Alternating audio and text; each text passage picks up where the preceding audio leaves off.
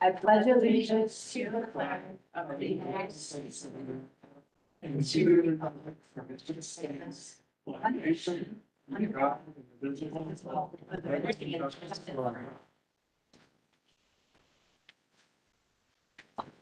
Next up on our agenda, we always have somebody read our mission, vision, and motto so that we can remember what it is. Is there anyone in the audience this evening who would be willing to read this?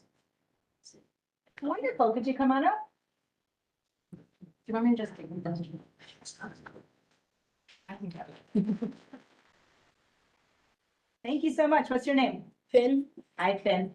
Everything in blue, you're gonna read up to the audience. Okay, thank you. Should I just stand here? That's perfect. Mission.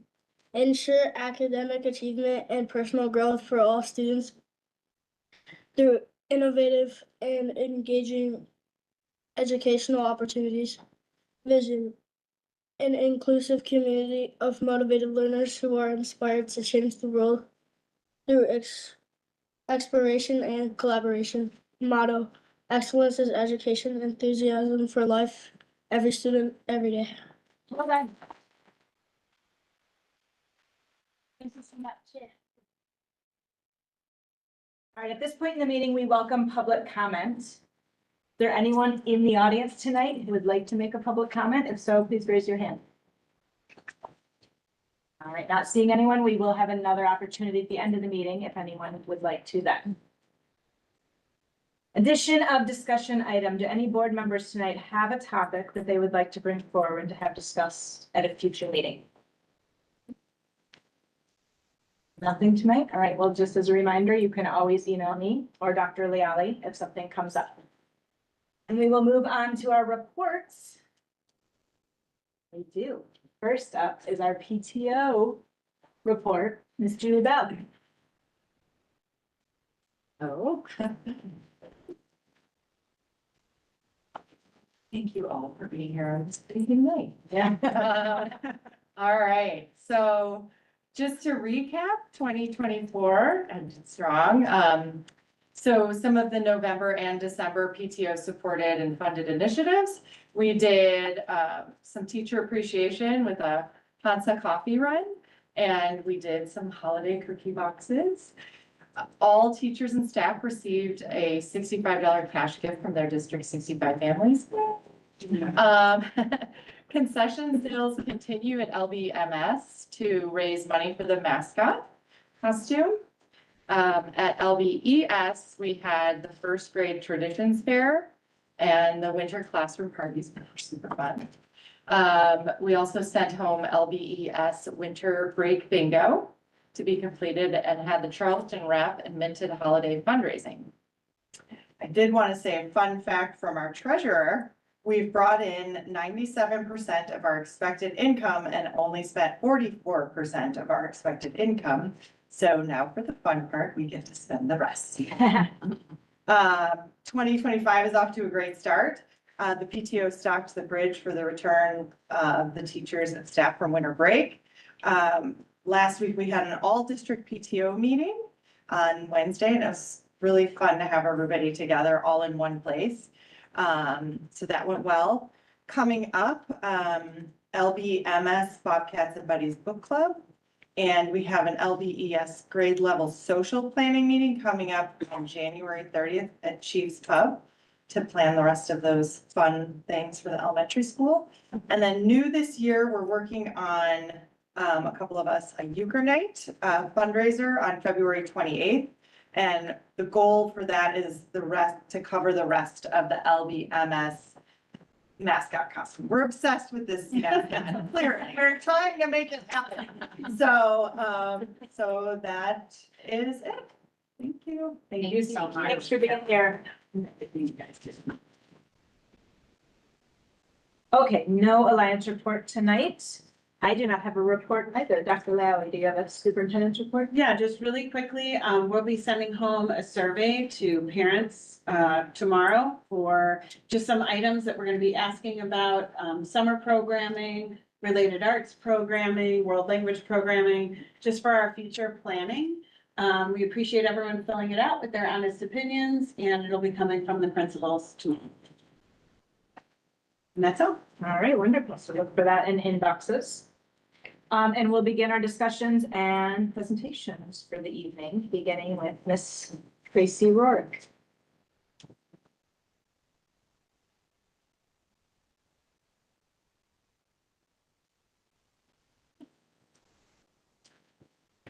Talking about inclusive practices this evening.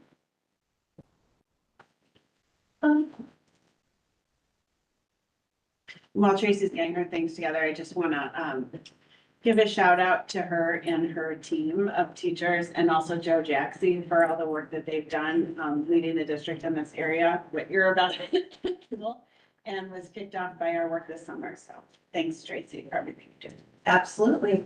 Well, I just want to share a brief, but maybe not so brief, update on our inclusive schools work. It was hard to pare this down to, you know, a short presentation, because there has been so much work done. So, I just wanted to start off with our mission and vision and some of our portrait attributes, because through the strategic planning work and the portrait work, having inclusive schools where every student feels like they belong, where every staff member feels like they belong, every parent and every community member feels like they belong, was really important to the teams that worked on the strategic plan and the portrait. So this work is really rooted in what came out of the strategic plan and what came out of our classroom portraits. So when we think about our work in inclusive practices, it really it impacts each one of these landmark goals that we identified as part of the strategic plan. So first, in terms of student achievement, we know and has been presented to the board and our staff members in the past that we still have some student achievement gaps that we really want to focus on and work on and close those student achievement gaps. We want to focus on our learning environment so that we can provide all of the supports and services to every student through social emotional learning, through behavior supports, through supports with regulation at all grade levels. We have identified multiple community partnerships, including partnering with our own cooperative in this work. And as I'll talk about later through some of our supports that we have for our multilingual learners, but we also engage with parents and families and community members who are non-users as well. Staffing and professional development are a big part of this work. And as well as that fiscal responsibility and resource management. We spend over, I think it's $5.5 million a year on our student supports and services through our staff salaries, through purchase services, through everything from specialized transportation, outplaced tuition, a whole variety of things. So we really will touch on each of these pieces as we go through the inclusive practices work. Thinking about who we're talking about all of our students. And I really wanted to share a breakdown of some of our demographic information as we think about all of the students that we have in our district. I'm not going to read this out loud to you, but you can just take a look and just see the types of diverse students and families that we have in our district.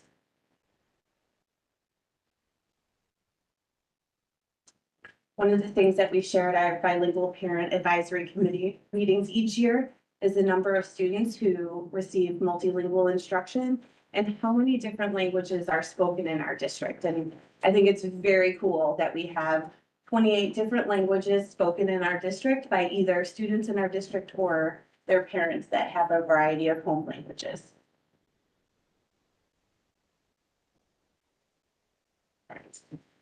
When we think about some of our students who have disabilities, we get information each year from our cooperative True North. And this is, you'll see a few charts here. This is how they present information back to us based on our own school report card and what we report through our student information system. So I just want to share that some of our information that I've identified in here is current from this year, and some of it is from years past. This is the most recent information we have from True North. But I did want to share these graphs because it does show our state averages, our member district averages, so that's the other districts that are also part of our cooperative, as well as our cooperative elementary school average, because that's our comparable schools. So elementary districts, not just schools. So in 2023, you can see that our percentage of students with disabilities was 21.8%. That includes both students with IEPs and students with 504 plans. That's how they determine that number. You'll see that back in 2018, that number was 12.1%. At that time, the state was only collecting students with IEPs for that information. So that's why you see in almost every graph, you see that big jump because now we're adding the two pieces of information, students with IEPs and students with 504 plans. So when we talk about inclusive schools, we're really talking about where students' learning environment occurs. Are they learning in the general education setting? Are they learning outside in a separate or small group, an individual setting, or are they learning at a different school, like a therapeutic setting? So for us in our district, in 2023, 78.5% of our students received the majority of their education, 80% or more of their school day in general education. Currently, and this will fluctuate throughout the year because we will make more students eligible for special education. We may exit students from special education. 86% of our students with individualized education plans are educating 80% or more of their day in general education. Now this is 12% of our total population. So we have about 880 or so students right now, and 12% are identified in that 80% or more. So the next one, we have students we know that go to a separate site in order to be educated. And in 2023, that was 3.7% of our students with IEPs. And as you can see, in comparison to our member district average, we're quite a bit lower. We do already have many supports and services in place that support keeping students in our own school settings. And that's really reflected, I think, here in this graph. Currently, we have 4% of our students with IEPs in a therapeutic setting, and that's really about less than 1% of our total population is in a therapeutic setting. So we know that our students are here with us, they're in our classrooms, and they have a whole variety of needs. I want to get into some more of the why around some teacher feedback we received and some parent feedback that we received as the reasons for why we're doing some of this work. So way back last year, a little over a year ago, November of 2023, we decided to start to really dig into how we're supporting students in a whole variety of ways. And it started with a survey about how our student services team is really working with students. So what we collected in that information, as well as some focus groups that we had with our student services team, and now that we've had some of our professional development time with all teachers, some of the feedback we're getting from there, we have realized that there's a few things that we need to do. We need to have staff have a collective understanding of the terminology around our practices within the district. So what does it really mean to be inclusive in a school setting? What does it really mean to have exclusion in a school setting? What does it mean to have specially designed instruction? We also need to define the various roles within the district. Not everyone knows what each person does within the district and how they really support students, and we really need a collective understanding amongst staff. Staff believe that more support staff are needed in every area. Support services are partially integrated, but we often still work in silos. So we have our ML teachers working with ML students. We have our learning behavior specialists working with students with IEPs. We have our speech pathologists working with speech students, and things can be very siloed into different areas. And we really want to look at how we really integrate services in order to meet the needs of all students. Staff had great feedback that they really appreciate the specialists that work with our students. There's a high level of support given, and our student services team is really appreciated by all staff members.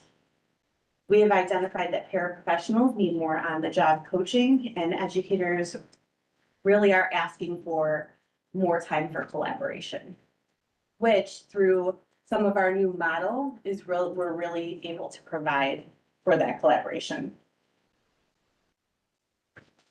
So now that we've looked a little bit at our student data, and really want to focus on the why. We've talked a lot about this with our staff members because we know that we have had students of diverse needs in our district for a very long time. But we also know that we have been working in silos with our different service areas and service models for a very long time. So our main goal is to redefine our continuum of support services and instruction in Lake Bluff so that we recognize the diverse needs of students and those needs can be met in the general education setting to the greatest extent possible. So we will focus on collaboration, professional learning. That includes educators, support staff, administrators, family, and community organizations to really build that integrated model. We know that we have a lot of experts here in our own district. We have excellent administrators, we have excellent teachers who can really dig in and do this work to redesign our systems of support. Great. So in terms of the structure of the work, everyone is participating. So our teachers are participating, our administrators are participating, our paraprofessionals are participating. Each team has a schedule for their work. It's individualized because not everyone gets the weekly release time that the elementary school teachers get. LBMS is using some faculty time and some release time to get the professional development activities. Our paraprofessionals stay on parent-teacher conference days in order to receive professional development, so they'll receive a lot of that professional development at that time. Our administrative team is receiving coaching along the way as well, so we are meeting 2 times a month with our coaches in order to identify our goals, look at and self-assess what's happening in our district to outline what our next steps are. Our administrators are also participating in a cohort through True North on inclusive schools practices, so both at the principal level and at the district level, so that we make sure that we know, understand, and create systems of support throughout the district. So this isn't something for us to check a box or something that we're just kind of walking through the steps. This is something that our administrative team truly believes in, is working really hard in order to make this possible. I also want to point out that this is connected to our GBTC work, where we're defining what core instruction is for all students. We'll use that core instruction to then know as our basis how we're then supporting students in that core instruction or if modifications or specialized instruction needs to occur. So we have an outline that we've shared with our staff members of what this work is going to look like. So we're starting with beliefs. So what do we believe about students? What do we believe about inclusive practices? And what does that look like in schools? Then, as noted earlier, with the feedback that we received, we really need to dig in defining and making sure we have a shared understanding of the terminology that we're using as staff members, because we can't have robust conversations if we don't have shared language to use when we talk about our changes that we're going to make. Then we're going to be exploring different models for inclusion and determining what works best for our students. do different co-teaching models work best for our students? Do other types of inclusive practices work best for our students? And really identifying in the buildings and grade levels, what is going to work best for the students that we have. Great, go back. Then we're going to talk about co-planning and co-serving students. So any model for inclusive schools really focuses on how teachers can work together to co-plan and co-serve students. No longer kind of working in those silos, but working together to provide differentiated instruction for students and additional supports and services when and where necessary. And of course, we'll want to take time to reflect. This is an ongoing process. The work really is never done. And so we would continue to reflect on what's working, what's not working, and continue to identify and make changes in those places that are not working the way that we would want to. So after each session, where we work with staff members, we are surveying staff members with a variety of questions to see where we're growing and making change and where we're maybe stuck a little bit. So we first started asking staff members about their beliefs. So we asked them things like, I believe all students can learn. I believe inclusive practices benefit all students. And I believe all students should feel like they belong in our schools. So I included some of this information here so that you could see. Now, I believe all students should feel like they're welcome in our schools. That was added after a couple of our professional development sessions, and there was some conversation around that. And so we decided to add that in the last checkpoint or check-in to see kind of where teachers were at with that statement.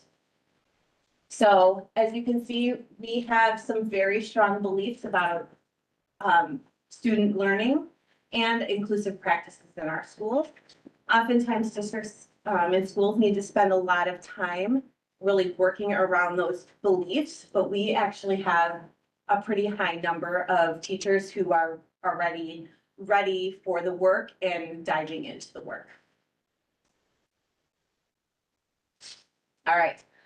We have a little bit of more of a mixed picture when we start to think about our own systems, how much plan time we have, time for collaboration, how much professional development we offer, and whether or not teachers feel like they have the skills to meet all students' needs. As you can see with the first one about plan time, I think teachers would look for more plan and collaboration time, and that came out of some of the focus groups and surveys that we've done in the past. It is something that we're actively trying to address and will continue to address when we talk about co-planning and co-serving models. Our survey data is a little bit mixed when it comes to whether or not people feel like they have enough professional development. But they also, many staff feel like they do already have many of the skills needed in order to meet a variety of needs. So how those two kind of play together, we're not really sure. We're still picking apart some of those pieces, but we'll continue to provide professional development and make sure that we continue to see the numbers grow of people who feel like they have the skills to meet the needs of the students that they have. And we're already seeing some change there, which is really, really great to see. We also have asked a couple of questions about faculty's understanding of some of the inclusive schools concepts. So things like, do you know what differentiation is? Can you define it? Do you know what intervention is? Do you know what specially designed instruction is? The one that we have changed a little bit is we're no longer talking about universal design for learning, but we're using the term core instruction, formerly known as Tier 1, or when you've heard us talk about our MTSS systems. So really core instruction is what everybody gets, right? That's your general education curriculum. But we've already seen some growth in this area as well throughout some of the professional development time. And we haven't even dug into this too much yet. We're really at this stage right now of digging into these definitions. So we would hope to see more blue in this area as we go along. So there's also been some work beyond professional development activities. So as you may know, we have our bilingual parent advisory committee. We had, in combination with our multilingual task force, we had a community wellness fair event this fall, and we had a number of our families come out. The purpose of that, fair was to bring in community organizations that don't necessarily have access to interpreters at their site, and we provided interpreters so that so families could access those community organizations, and we could build that bridge because we found that oftentimes families were not accessing those community organizations because of the language barrier. And so we were able to provide that for some of our families. Another piece that we've done, we've added this year is an access test celebration. I know that doesn't maybe necessarily sound fun, but we really want our students to know that speaking more than one language really is a gift to be celebrated. And while taking another test isn't necessarily as fun, especially a state standardized test, it really is such a great achievement. And so we don't want the focus to be, oh, I have to miss class and I have to go to this other thing. It's really like, let's celebrate the fact that we know and understand multiple languages, and that's a gift. Tracy, can you just remind me, is the access test, that's the one that like English learners take to Test their English proficiency. So as they're growing in their own home language and then growing in English, we're measuring their English language proficiency. We've also added some staff in various areas. We've increased our ML staff. We've added a student support specialist to help with some of the social emotional supports and mental health needs of our students. Along those same lines, we've added, we're going to be starting ruler implementation with our students in the coming year. This year has been staff implementation. I know we've presented on ruler in the past. We've sent another cohort of teachers through the Safe and Civil Schools cohort for True North, which focuses on school-wide positive behaviors and teaching of more school-ready behaviors. We've added in some supports for some of our families in financial need with a monthly food drive that happens here at district office. That just started about two months ago. Has been very successful. We've already given out more than 50 boxes of food. We believe we'll give out probably over 400 boxes of food this school year. Our Bluffers in Need also have been really instrumental in helping families access some things financially that they haven't been able to in the past. We've added in our enrichment services, which are now part of our MTSS systems or our multi-tiered systems of support.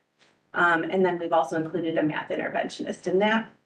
And then one other new thing is we've added some new reading interventions, some pretty intensive reading interventions based in the science of reading.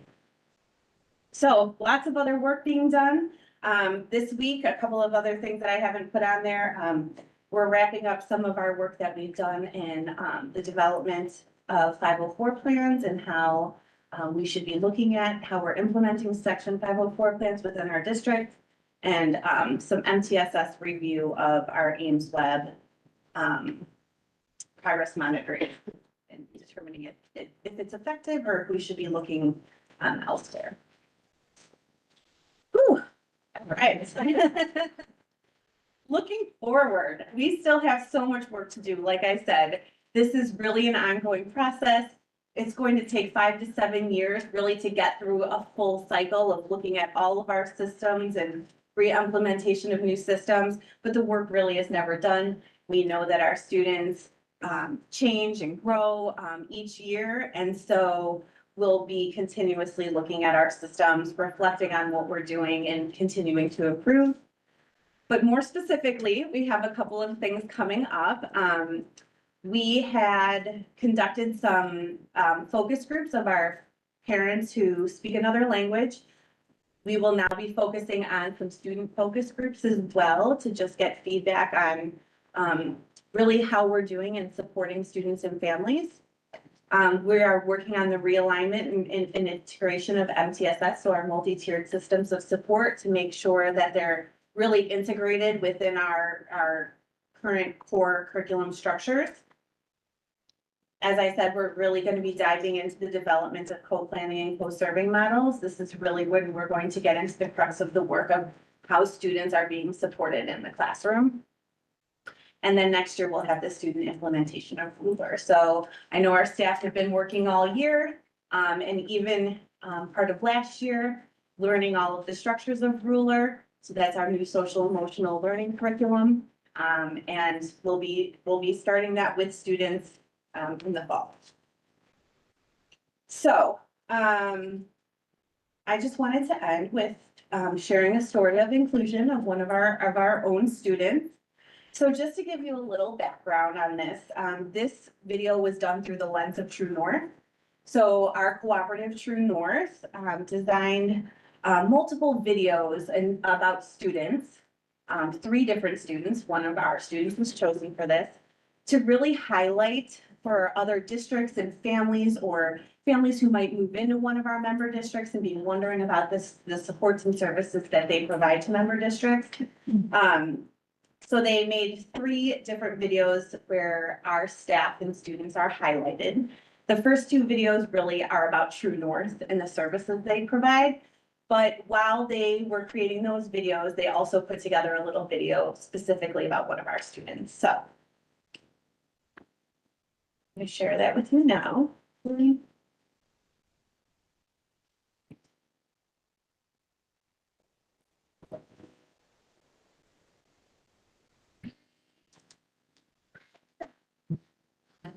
Peter started at Lake Bluff Elementary School when he was 3 years old. And at that time, we got connected with True North as they worked to get Peter set up for success at school.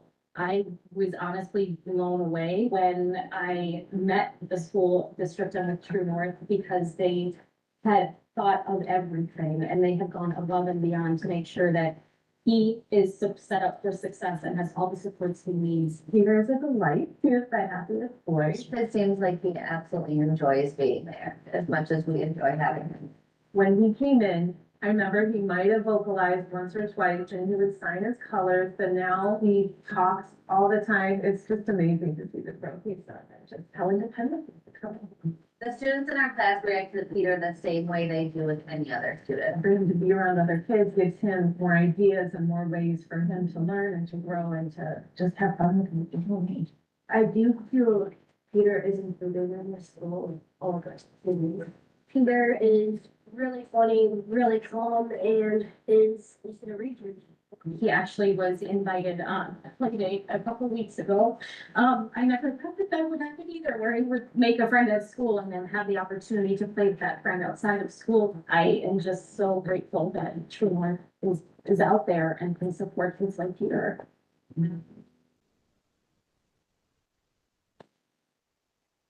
Well, we have exceptional students, we have exceptional educators, and we live in an exceptional community. So we are really looking forward to continuing this work. Any questions? I just have to say, wow, we've come a long way. I mean, your presentation is incredible. I do have one question. On one of the surveys with the teachers, some of the information so interesting. For the piece where I believe inclusive practices will benefit all students. So there's still quite a gap in everybody believing that. Sure. Which I get. How do you fix that?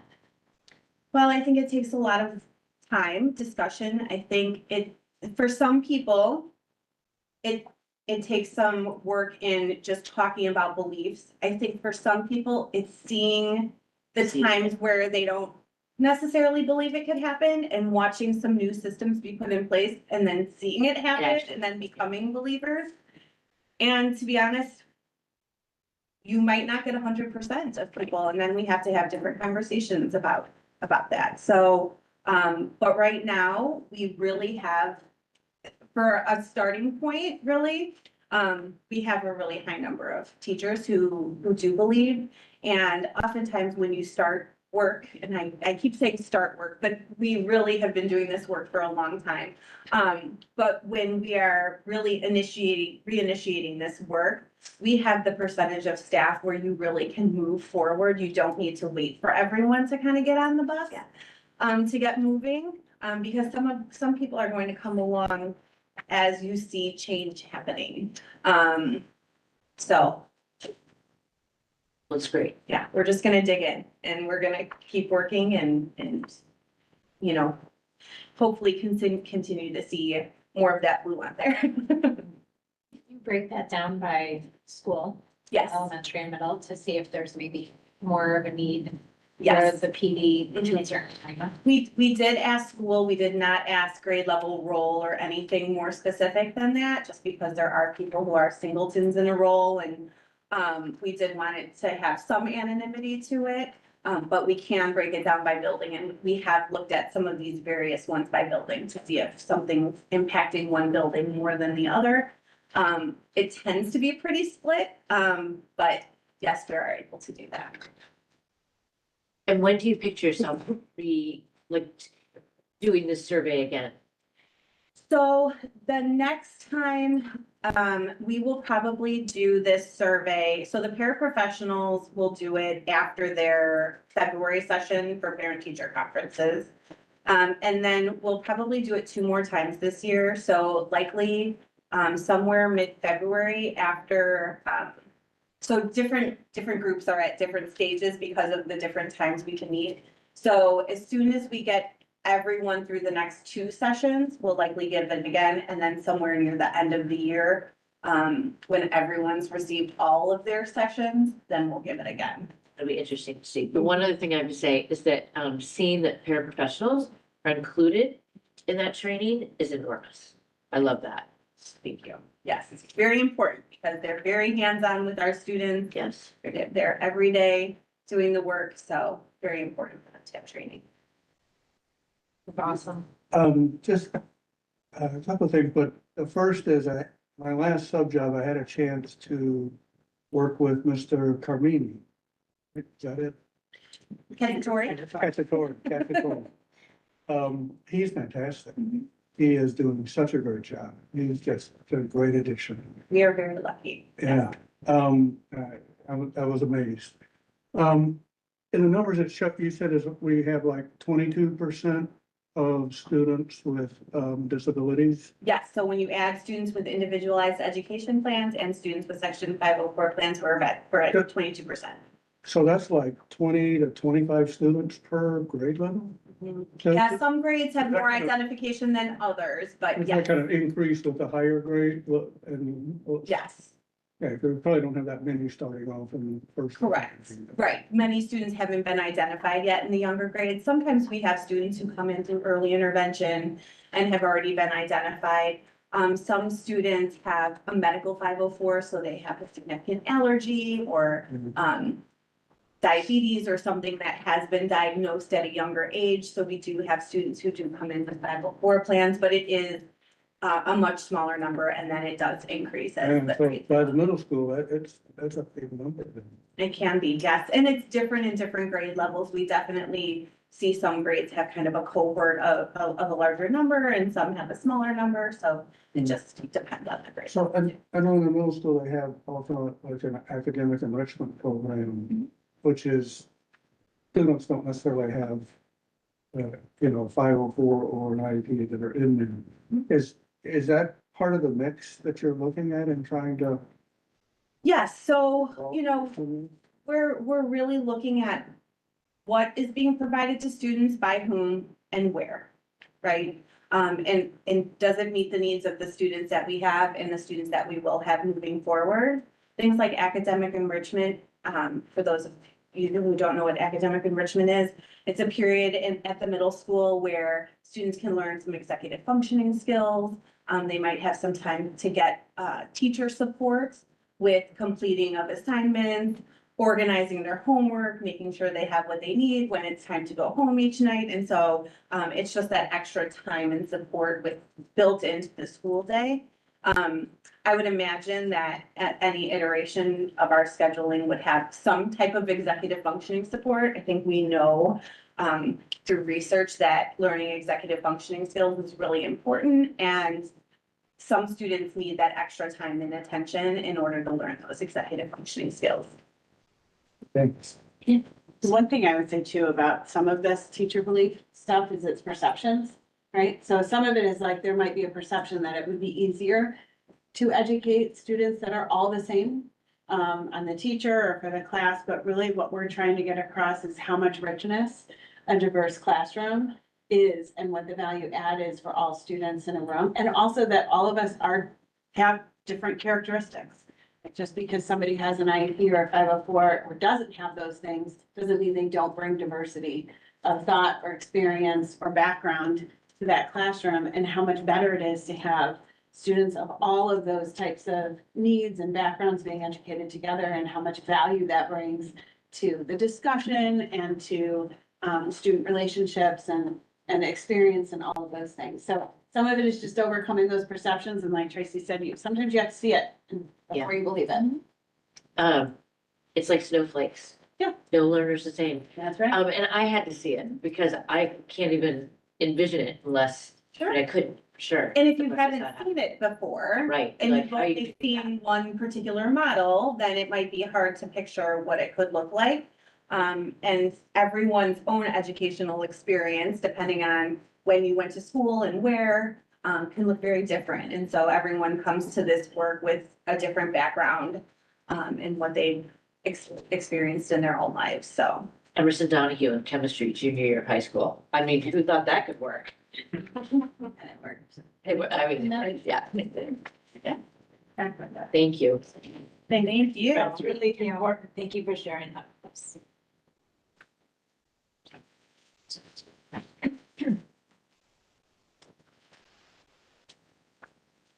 Okay, next up, we're gonna talk about staff climate and culture update.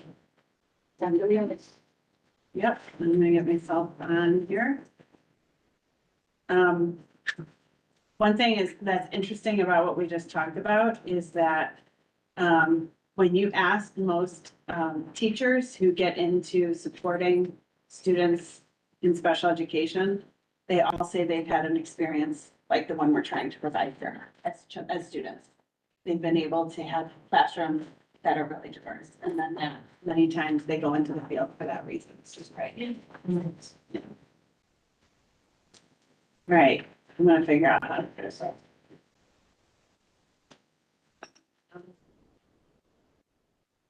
Okay, so we're gonna move into two other goals on our strategic plan. Goals 2 and 4 that have to do with, staff and educator excellence and the learning environment. And so we'll be talking about some of the survey data that we have on staff, culture, and climate. So we just talked about mission and vision. The one thing that I want to bring to our attention when we talk about our vision is the term motivated learners. It was really important for the strategic plan committee to identify learners as opposed to students, because we believe all of our staff are also learners, and all the adults in our system are learners as well. So that's an important part of what we talk about with climate and culture. So for this presentation, I'll be talking about the HumanX climate and culture results for staff, students, and families, as well as our tool Give Thanks, which talks about how teachers recognize each other for the things that they are grateful for, and our strategies for improvement. So these are our metrics for this year.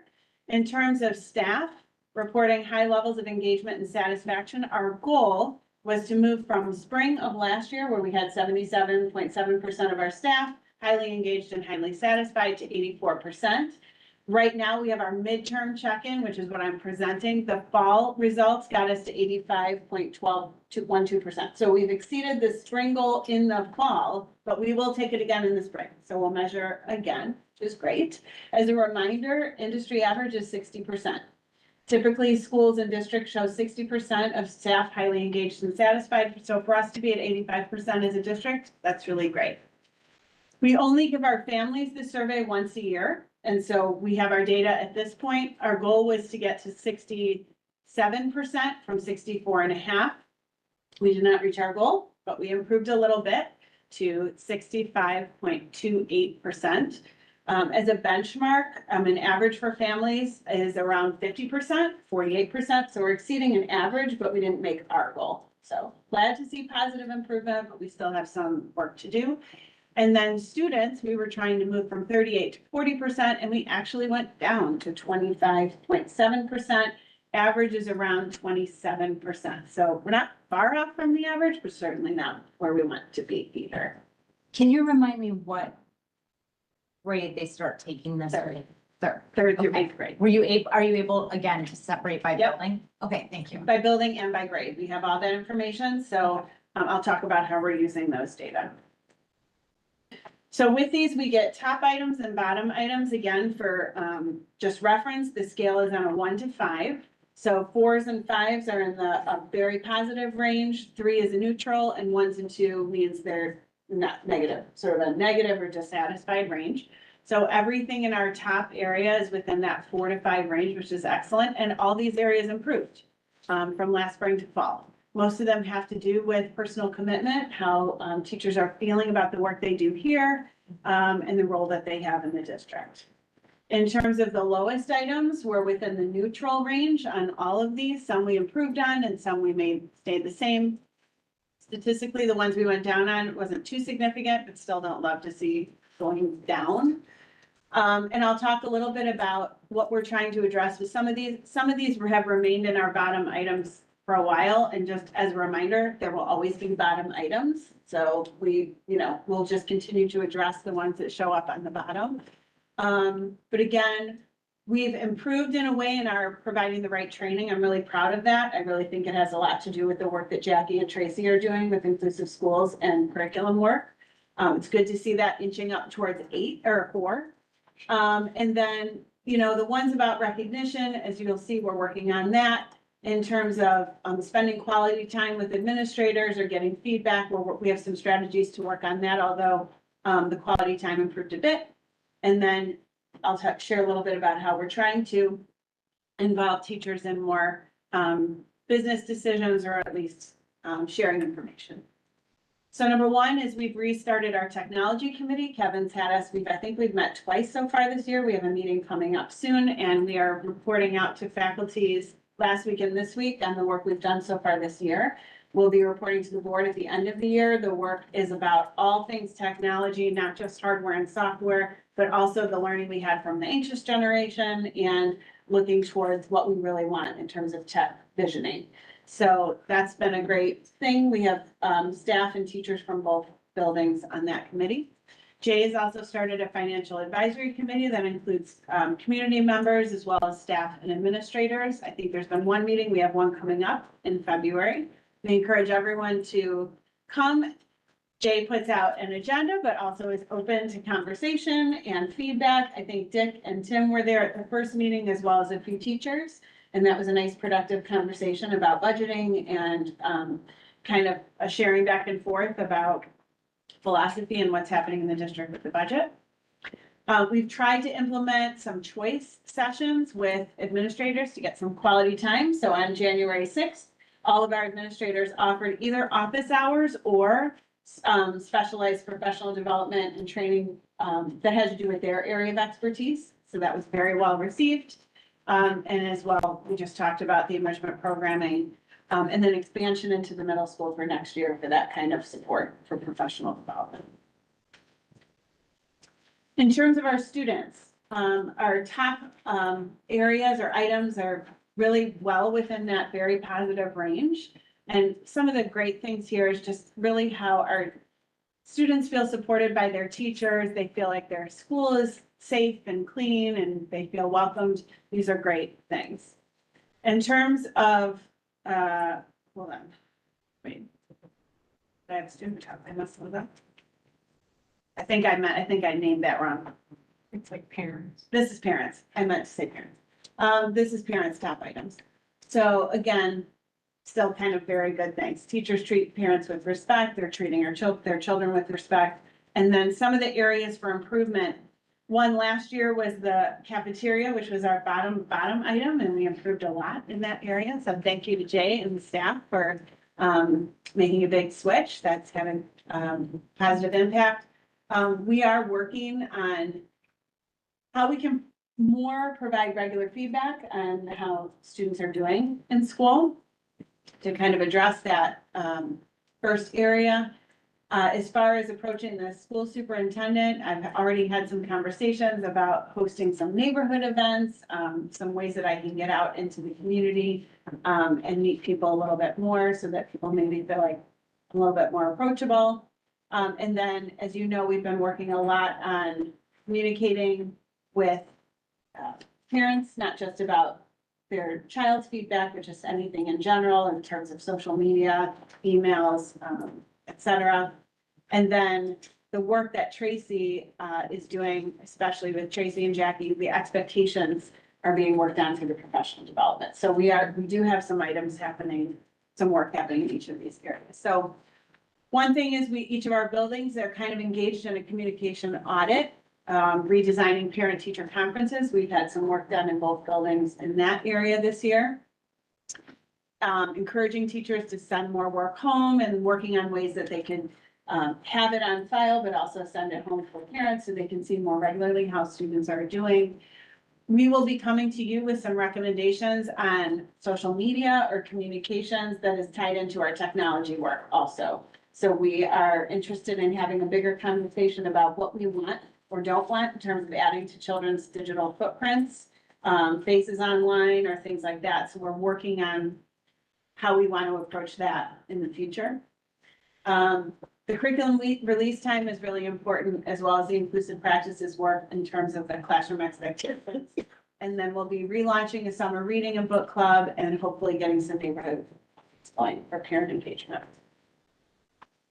In terms of students' top items, they have friends at school, and to be honest, this number one for me is one of the most important things that we can make sure that happens for kids. Every student needs at least one friend at school that they believe cares about them, and it's awesome that our number is really high there. Kids are feeling like they're cared about in terms of their health by their teacher, by their principals. We've talked about some of these before. I think some of these were similar that we had last year in terms of student choice, making decisions in the classroom.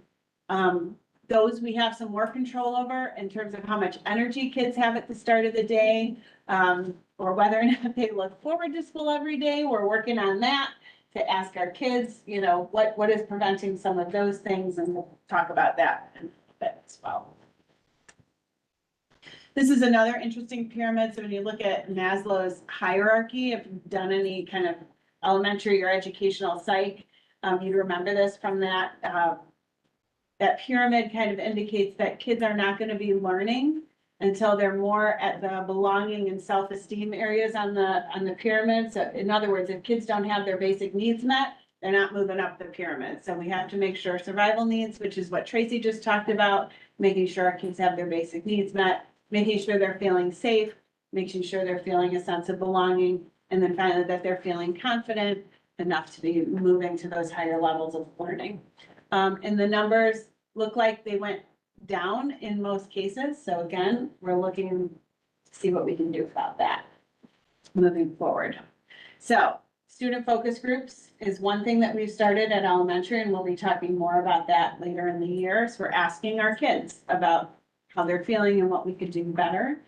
I presented at the January 6th Institute Day on joy as one of our core values, and how we can infuse a little bit more joy into the learning that we have in our schools. Not that it's not already there, but how we can make an intentional and thoughtful focus on getting more rigorous and relevant instruction into our classrooms, which usually leads to joy for kids. And then obviously the professional development is working on, again, how do we make learning relevant and rigorous for our kids in a way that just increases engagement. In terms of recognizing our staff for the good work that they're doing, as you may or may not remember, we have a program where we can track kind of recognition that we give to each other. And you can see the areas in which the most recognition is happening: collaboration, kindness, invested, which those are some of our adult portrait characteristics, enthusiastic, creative. We've sent, I think, over 200 notes just beginning this year between folks. We have the ability to do it between buildings. So we're really trying to encourage folks to recognize each other for the good work they're doing. And like I said, I think sometimes it's working together on this specifically, but to be honest, the best culture and climate work we could be doing is the professional development and the faculty meeting time that we're spending together, talking about what we're doing well for students. That really, I think, causes the greatest increase in staff morale. It's when we feel better prepared to do our jobs and a better job for kids. So I would say all of that works together to kind of make this a good place for our adults to be and for our families and students to be. So with that, happy to take any questions. Remind me when the students did the survey last. It was sort of winter time, like November Of December of this year, of this year, and when did they do it last before that? about a year before. We only do students and families once a year. Same time of year? Staff take it in October and again in April. Are you thinking it would be interesting to take it a different time of year and see if Like if students took it like in September and then took it like in like December, if there would be a, you come in with some high energy and then, I mean, weather get kind of like a affects your mood, I just was curious. I noticed that the parents, there was concern with maybe communication. And I can remember from long-term sub jobs, like every Friday by noon or something, Yes. you had to submit to the team leader and kind of what went on and what's going on, and then those would go out. Are we doing that? Yeah. now? And- That's still happening from my own conversations with parents. I don't think they're wondering about what's happening in the classroom as much as they're wondering about how their children are doing. I think that seems to be the area where we might need more engagement, just on individual students and their progress and achievements. And so we've been talking for the last couple of years about how we can make sure that work is being sent home. Our report cards and parent-teacher conferences really give parents and teachers an opportunity to talk together about progress and achievement. We're working on these and we can increase that.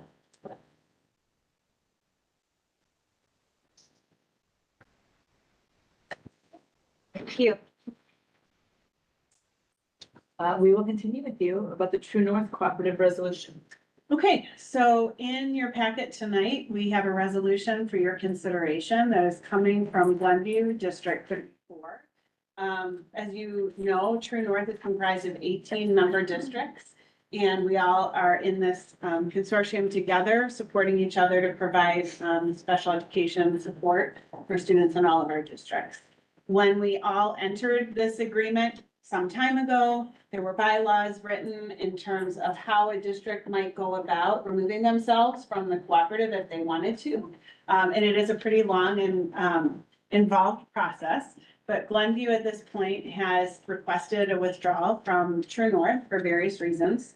And they have gone through all of the appropriate steps that they need to in order to withdraw from the cooperative.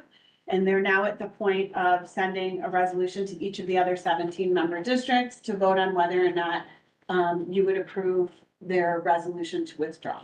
So we have received, which is in the packet, a lot of background information on the audit that Glenview did in order to ensure that they had all of their ducks in a row in terms of supporting the students within their own home district. And now we also have information about the financial impact that would be redistributed to all the other 17 districts in the event that Glenview did withdraw. So what True North and Glenview is asking you to consider tonight is whether or not you'd like to approve them withdrawing from the cooperative.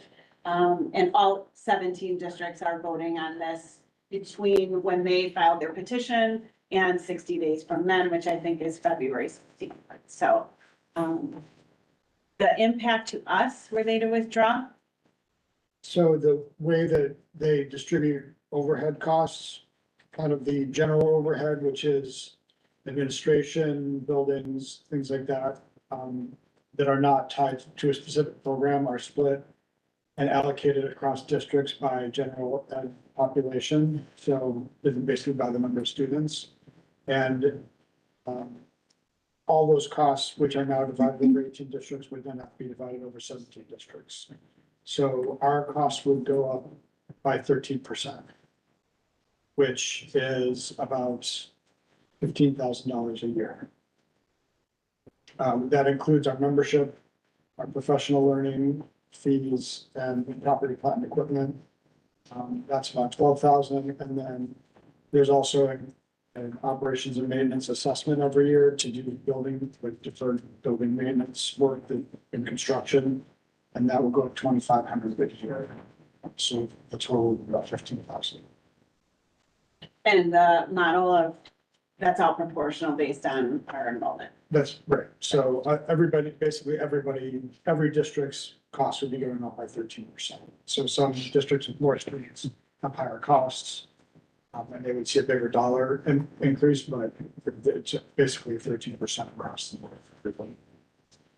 So if we vote yes to let, to pass this resolution to let Glenview leave True North, the impact to Lake Bluff 65 will be right off the bat, $15,000 more a year than we have planned on. So Now, the cooperative is discussing ways to have new members join, and if a new member joins, then they would take the place of Glenview, and we would redistribute those costs across those students. So it just depends on how they determine, how quickly they determine how to figure out how to do that, and whether new districts want to join and how they do it. So it's still unknown. If the short-term impact would be $15,000 a year, presumably if they can figure out a way to allow new districts to join and then they subsequently join, then those costs may go back down. As there's more students to allocate that, there are more districts to allocate those costs. So how often do we all renew our, for lack of a better word, membership? It hasn't changed. So once everyone agreed to join, we just joined and it was ongoing forever. So there's no point at which the contract expires and people decide to rejoin again or not. No, in fact, we go through a series of meetings every year in terms of commitments for the next year, but it's assumed that we'll continue in the cooperative unless we submit an intent to withdraw, like Glenview is doing. And you should probably know this, but how could we vote no? I mean, or would we be voting no specifically because we don't want to take on that financial burden, which would be enough, really? Yeah, we're not voting on whether or not they're capable of taking back their own programs or anything having really to do with Glenview. Each district just needs to vote on how this may or may not impact their own district. Because that part, in terms of their capacity, has already been complete. They absolutely have the capacity to take their programs back, and all that's been done. So now this is just each member district voting on whether or not they support this for their own district and whatever impact it will have on them. So we're voting on whether or not we'll let that out. Right. And why wouldn't everybody vote no? It's really a very individualized opinion. I mean, I think the strength of the cooperative is that we've all been in it for a very long time and to support each other and have all of these costs shared. And we've invested in the facilities, and this is a very long-term partnership and arrangement. I think for us as a small district, it would be hard to imagine us being able to provide the services without True North's support. Some bigger districts might be able to have that capacity a little bit better and build that infrastructure a little bit better than us. So some districts might be voting no because they are worried that they wouldn't have the capacity. Some might vote yes because they do have the capacity and maybe they also might like to withdraw at some point. Okay. I don't really know the different motivations, but obviously, if a district withdraws, it will have an impact on us. Obviously, if another district decides to go through this process and withdraws, it could have a bigger impact on us. So, or the remaining districts. There's truly no term, like it was just we are in this forever. But there, I mean, you said There there are are bylaws and there's an out clause and they're following, They're following everything that they and need to there's do. nothing to say. Yes, I guess I just, I never considered this Yeah. before, but I find it interesting that there's no stepping off point for people to like reach the end of their contract. And to be fair, it's also an arrangement that happens with CEDAL, which is other Lake County districts, Special Education Cooperative in Lake County that has, I think, 33 member districts. They're kind of in a similar arrangement. And then there's another special ed cooperative for the Stevenson districts in Lake County. And they all have similar arrangements. That's just the mod. So it's just them. Do we know if anyone is vying to get into the True North group?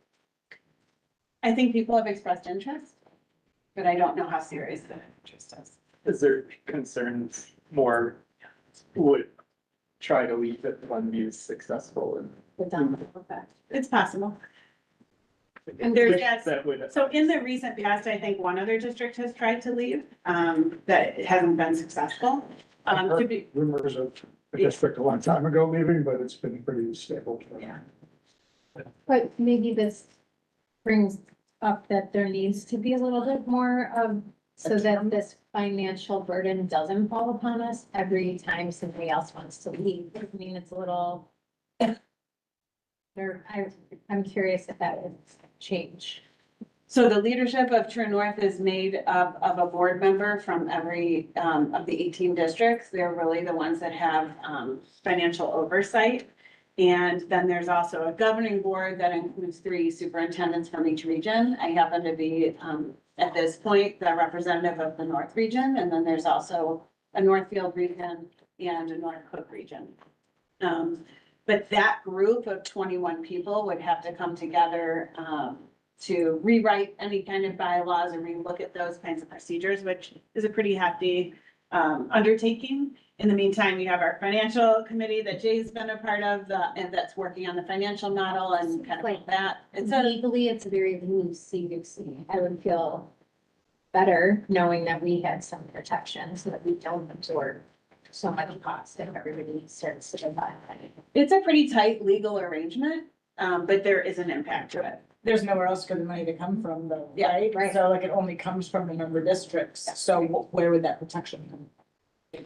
It's encouraging that the True North group is working on trying to figure out a way to onboard some new districts, but I know it's a little bit cumbersome given the financial investment, and especially in the facilities.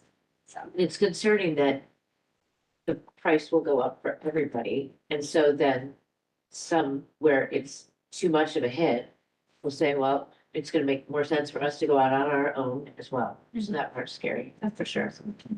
Have there been any districts that have voted to not allow them to leave? I don't know. You don't know. I don't know, but I can tell you that if any, if even one district votes no, then this goes to the next step in the process. So I haven't been updated on how the other boards are voting, but I would say, again, this isn't a reflection on Glenview. It's really just a matter of voting what's in the best interest of the taxpayers in Lake Platte.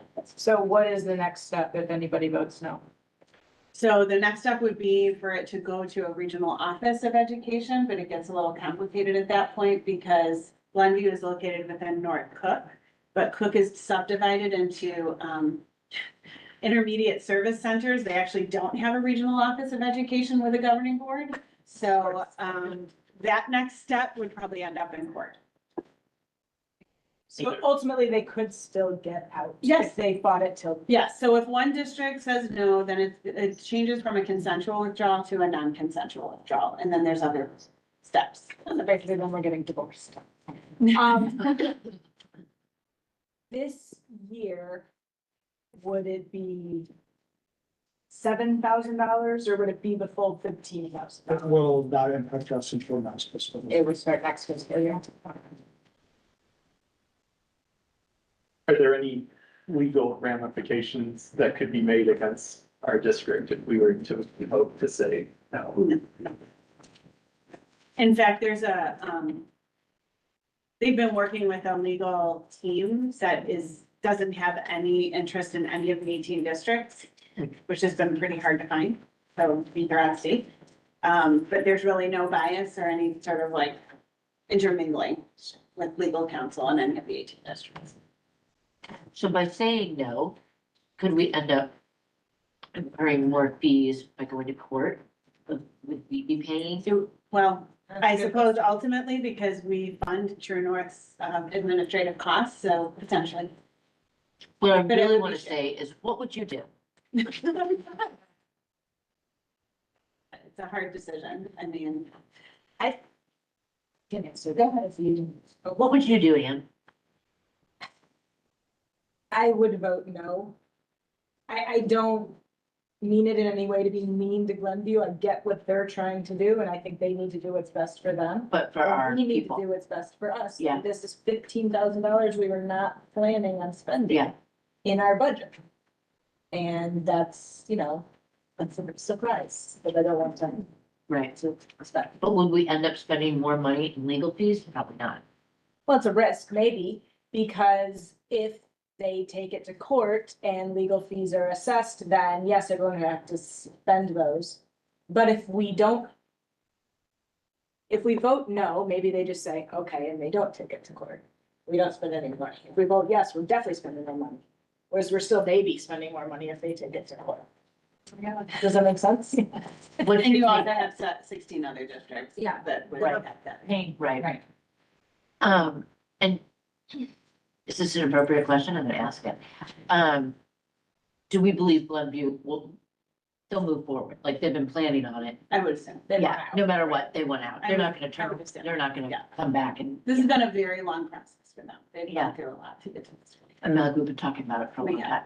time. I think that's, kind of my point of view is, once somebody doesn't want to be in your clubhouse anymore, Right, they're gonna figure out some way to yeah. to get out.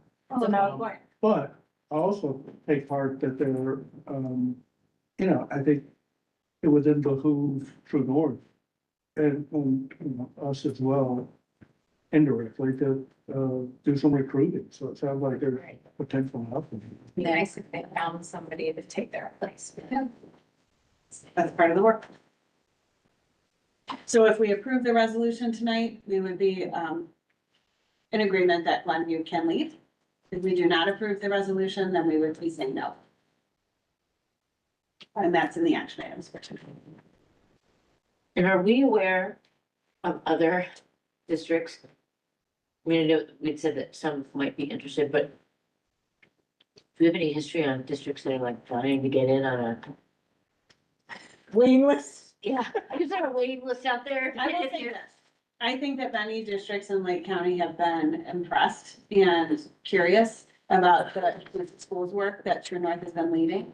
And some folks have approached myself and other districts that are engaged with that work. Uh-huh. And so we do have a meeting on the books with the Lake County Regional Office of Education and the three main cooperatives, True North, CEDAL, and the ELC, with Stevenson, to kind of talk about professional development support.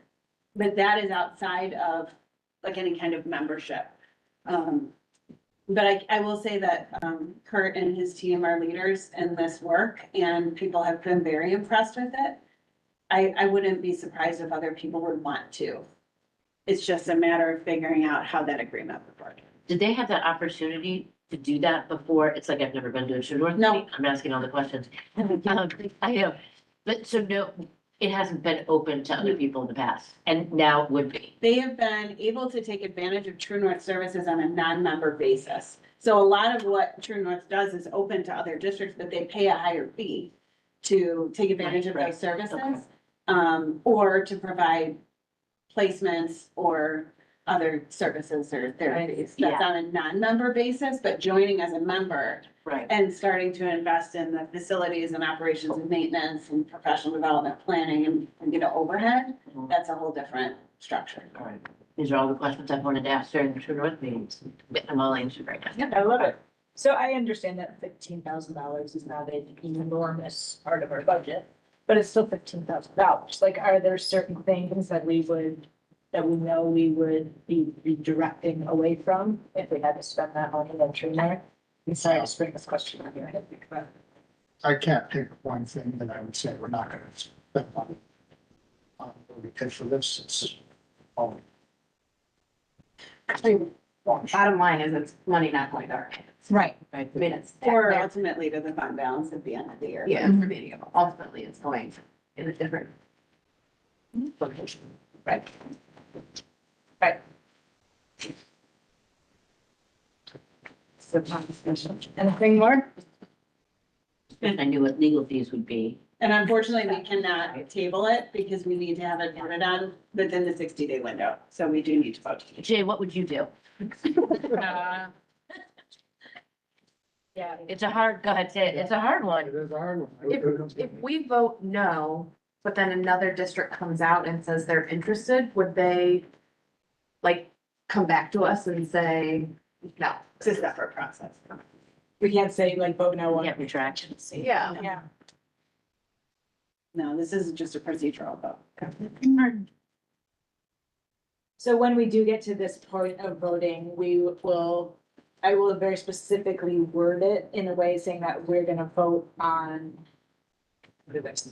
Consider this resolution, so that when we do vote, your vote yes will be yes, you wanna let them out. Your vote no will be no, you don't. What you're really voting for is yes to pass the resolution, let's let them out, or no, you don't want the resolution. So my name's not called first. Okay. That's up to Lauren. That's up to Lauren. Noted. Anything more on this? Thank you. Okay, we'll get back there. Let's talk about disposition of assets. Or do you want to do building student fees? Oh, did I miss that? Yeah, D. My D's, well, Maybe we had it. my D says disposition of assets. What was yours? Building and it doesn't matter, we could do it with disposition. You picked. We're gonna do it. Disposition of assets. For this one. That's weird. Per board policy, we're notifying the board that we have disposed two of basically the fruit and vegetable bars that we had purchased while we had Quest as our food service provider. We no longer are using them. They're taking up space. In cafeteria at Lake Forest School District 67 was more than happy to take them for their cafeteria, and we recouped $1,750 or something. So before Sylvan's chairs. Thank you. I'll just move on to facility usage fees next. I'm not proposing really any changes to the usage fees. We don't get a lot of use of our buildings. We, as the board has in the past, wanted to encourage building use for community and for school district groups and community organizations and nonprofits. The only group that we would charge a rental fee to is a for-profit group that just basically does not meet the other criteria. In the last 10 years, I could maybe comment one for sure how many of those groups have rented our facilities. The only change I'm proposing is a change to the pass-through cost of a custodian. We did not change it last year, and we've had significant salary inflation over the past 2 years, so that is going up from $42 an hour to $47 an hour. So if we do require or need to have an extra custodian in the facility for safety and security and just for the group, we would pass through the cost of that. Sounds great. And then student fees, we typically do this in February, but we wanted to open up registration specifically for pre-K early this year. We do, the Park District also has a program, and families are, when deciding between the Park District and the school district, sometimes at a disadvantage when their registration opens up in December and theirs doesn't open up until March. And they alert without knowing where they have a spot, and so they don't want to wait for a program and sign up with the Park District. So we annually recommend fees to the board. The kind of philosophy behind our school fees is that the direct users of the services should bear a higher burden of the cost. So although we are taxpayer funded, We have many taxpayers who do not have kids in school. I think only, what the statistic is, less than 40% of local residents have kids in the school. So we charge fees for some direct costs, so that those families are contributing a little bit more. And we do have a mechanism for families who can't afford fees, fee waiver under board policy 4:40, where they would apply for waiver of those fees based on their income. What we're recommending for next year is to increase the preschool fee or preschool tuition from $4,500 a year to $5,000 a year. The reason for this is that the preschool program is really an elective program that's not taxpayer funded. And so we rely on the tuition cost to support the program. We are looking at some of our comparable programs. The Park District has a 5-day preschool program basically next door, and they're charging $5,350 next year. Lake Forest District charged $4,700 this year, and they're looking at increasing it to next year, but they've not chosen an amount. And then some of the other comparables are in your board packet. I think Deerfield is also over 5,000. And there's some other ones that are.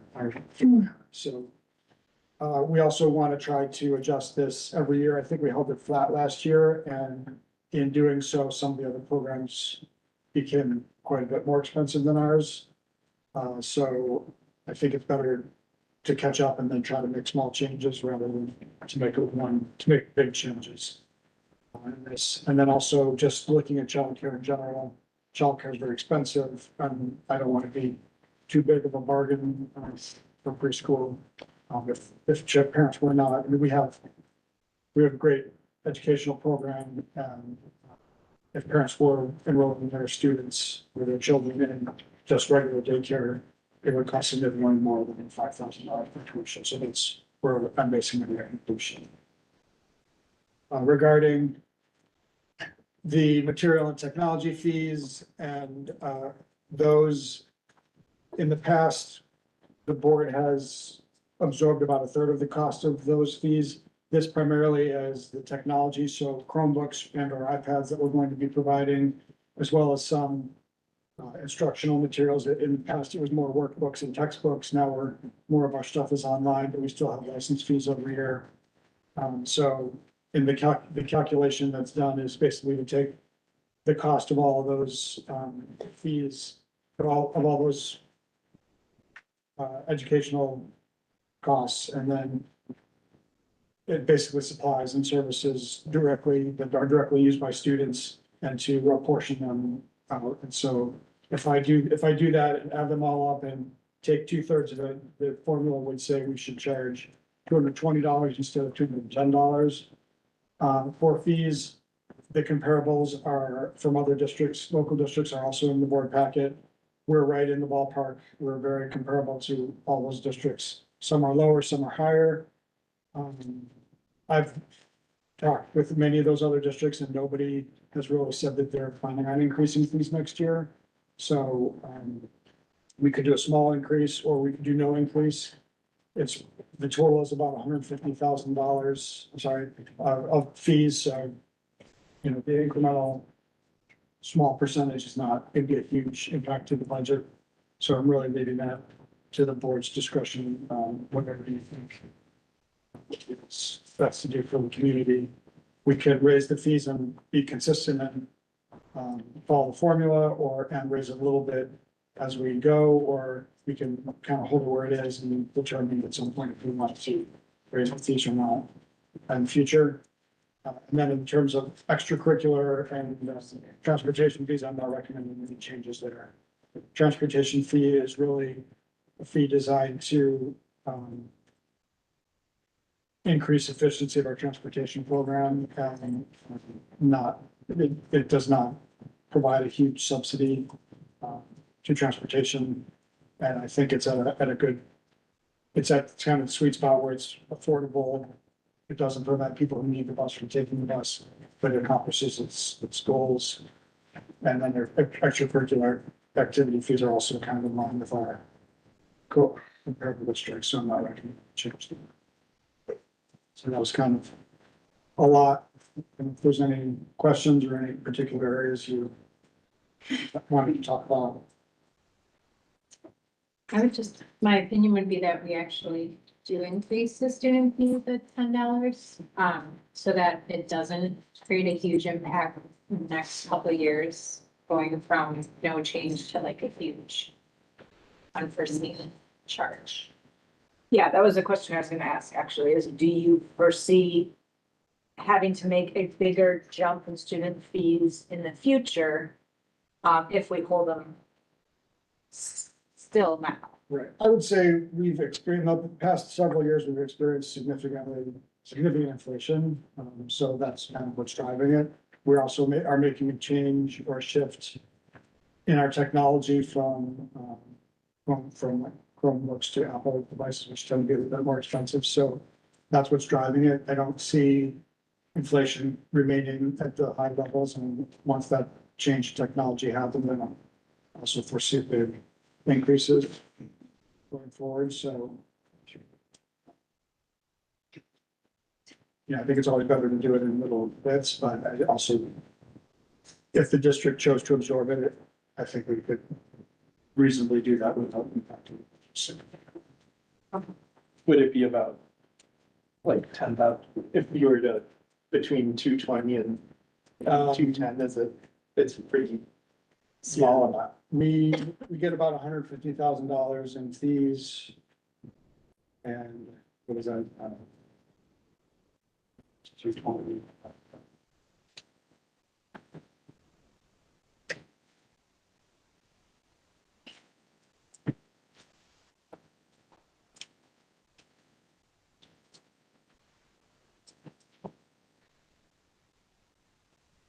It's like $8,000 a year. But, and we're still covering a third of those fees. Right, we don't pass along all of those fees to families. It's kind of, philosophical decision on what it works. I think it is. I think that the users of the service should bear a higher cost than the non-users. So this is a method to do that, and really, the number that we choose is not as important as sort of being in line with our comparable districts and the method that we use. I agree with, the philosophy behind fees in general, which is that while every resident pays taxes, the users of the school should pay a little bit more because they're using the school at that point, right? And then once their kids leave District 65, they go back to not paying that. I don't think a $10 increase seems out of line at all, especially because we know that it is helping to fund these improvements in technology and things, it's going directly to the kids, the benefit of it. So I guess that's where I stand. Yeah, I agree with that. But now it's changed in 6 years, is that what's good? Right? Philosophically, I understand the thing about user fees. I think it's different when it comes to public schools. I think it's one thing to say, if you want to use the community pool, you should pay more. But I understand the place that fees play in what they do, but philosophically, it's a public school. The education of our kids benefits the entire community. But that being said, I mean, in an ideal world, I don't think there should be fees for anyone to go to a public school. That's what the tax dollars are supposed to be there for. I know that that's not realistic, so I'm not, I agree that $10 isn't a big amount, but that's just kind of my feeling on it. I agree with that, Jim. I will say philosophically, I agree with you as well. I know It's not realistic, yeah.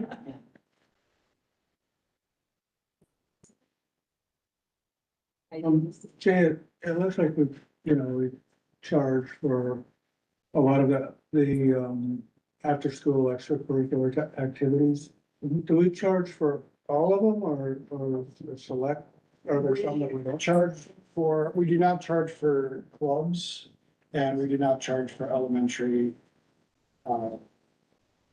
activities, with the exception of band and chorus. So any after-school clubs or sports at elementary, there's no fee, in any clubs that no, there's currently that fee. Some districts do charge for clubs. Probably history with that. And clubs tend to kind of come and go. The sports are also much higher incremental costs to the district, particularly the ones where we bus students to other districts for competitions. So, like, those costs are completely incremental. Costs for coaches, costs for buses, uniforms, which are not in the typical classroom education. And I'm not recommending this, okay? I say that first, but, for like the play is pretty expensive. But, and I don't, We do not charge for. and I don't disagree with that, but what's the logic for that? Just feel it's too important, it's more, it's. No, we- important to do it. I don't know that it's ever been considered and. We do pay for They it. pay for their Yeah. costume. Yeah, we do, there is some Okay. cost. So they- oh, It's like, they say you'll be expected to pay around $50 for like a costume or. Oh, okay, so there is. Yeah. We do actually And charge we a sell small fee. tickets. That's true. We sell tickets. Tickets. There's a fee for, that covers a T-shirt and. Pizza, yeah. There's a small $15 fee for everyone who does it, just to cover those kinds of costs. So there are fees for that. So, but it we does can get bring in tickets. revenue. We don't sell tickets for our sports teams. All right. Okay, thanks. So we do sort of need, not sort of, we do need to come to a consensus of, how we feel about the $10 fee raise or not, because depending on whether or not we're going to vote for it or not for it is how I'm going to word the action item coming up. And also the pre-K, I think, is more critical a vote for this meeting because we want to open registration. Okay, good to know. Good to know. So same for pre-K, although that one, actually, I don't have to word it differently. We can just vote yes or no for it. Jay, can I ask you a question? The students that have IEPs still pay a different amount than those who do not, correct? So for pre-K, if somebody is identified as needing services, early intervention services, they pay the regular registration fee. They do Yeah, not pay okay. tuition. That's not changing, okay. I will say I am in agreement for raising the pre-K fees as well. It's in alignment with the other programs. Yeah, a fair price, I think. So. Great. Anything else? Right. Okay. Anything else, Mr. Khan? Nope. Thank you. 2025-2026 BOE meeting calendar draft. Yep, this one's pretty straightforward. We just always try to have our meetings laid out for next school year. As you remember, we don't have a meeting in July. There are some months that have a committee of the whole, which means they have 2 meetings. Those, generally speaking, have a little bit more business to do. So we've tried to lay out the dates for next year and just hoping to get that approved and out on the website. Does anybody have any questions, thoughts, feedback on that? They're all Tuesdays? They're all Tuesdays. St. Patrick's Day. St. Patrick's Day. March 17th. Well, we're agreeing. Not everyone's Irish. Okay.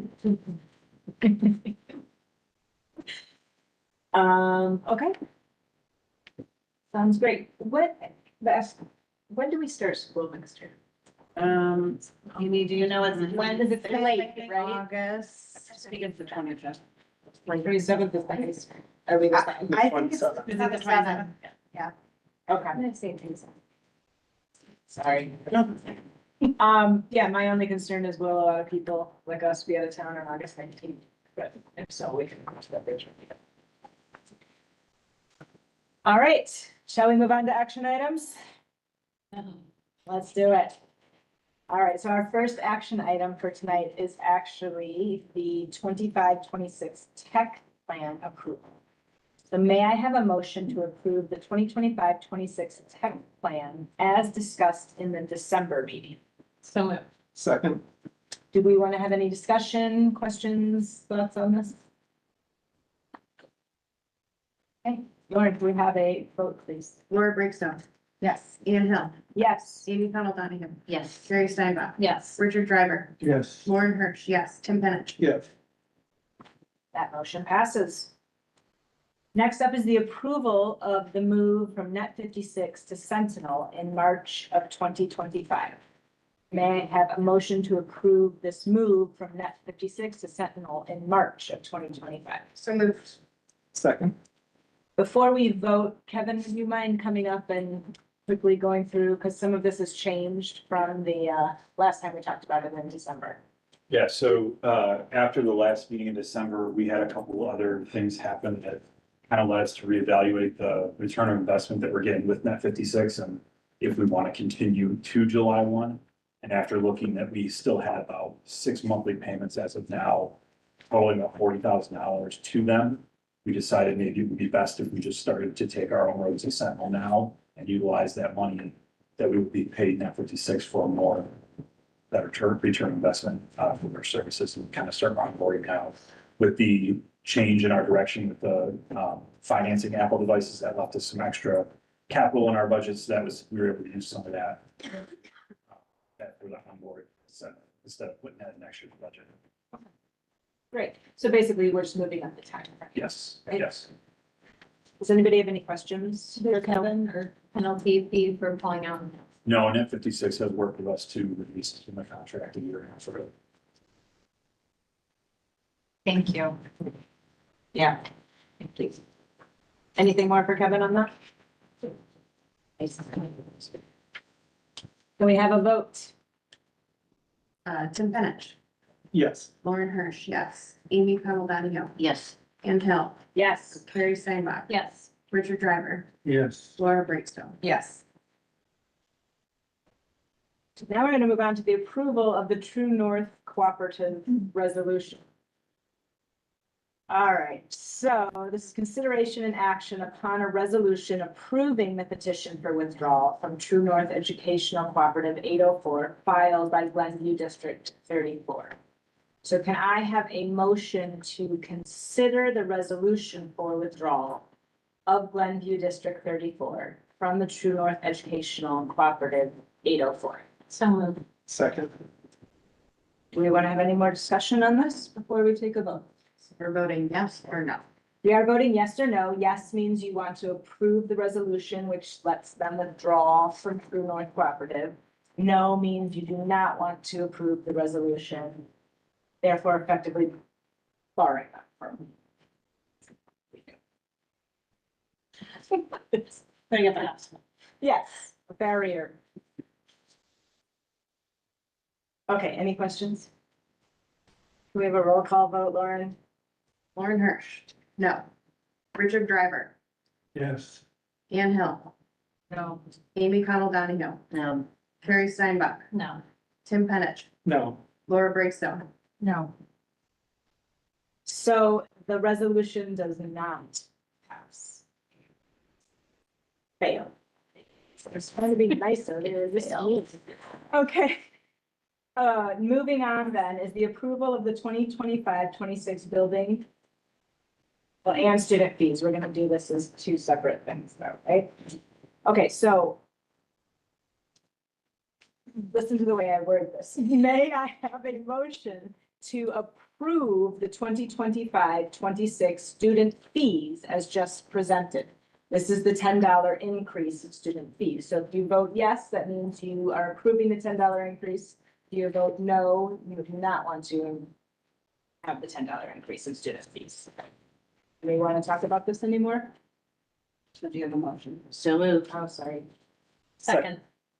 Now, do we want to talk about it anymore? Is it just it includes the pre-K? use? This Or does just- not okay. include pre-K. $10. This is just Okay. the student fees from 210 to 220. Can I say our numbers? Oh, I'm sorry, so we're voting separately? Yes, we just We're want gonna vote on the 210. This is just the 210 to 220 for student fees right now. That's all we're voting on. Okay. Lauren, can we have a roll call? Carrie Steinbach, yes. Laura Brinkstone, Yes. Tim Penich, No. Anne Hill, Yes. Lauren Hirsch, yes. Amy Connell Donahue, Yes. Richard Driver, Yes. That motion passes. Now we have to do the building pre-K, building usage and pre-K. Did they have to be together or separate? They don't have to be together, but they're recommended. Okay, we're gonna do them together. May I have a motion to approve the 2025-26 building and pre-K fees as just presented? so with Any questions or discussion on this before we take a vote?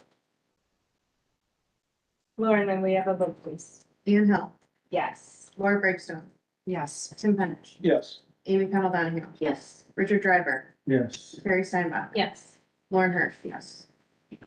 That motion passes. Next up is the personnel report. So I will read the entire thing aloud. I have to. All right, non-licensed new hire, Kristen Rasmussen, substitute nurse, effective January 3rd, 2025, at a rate of $200 per day.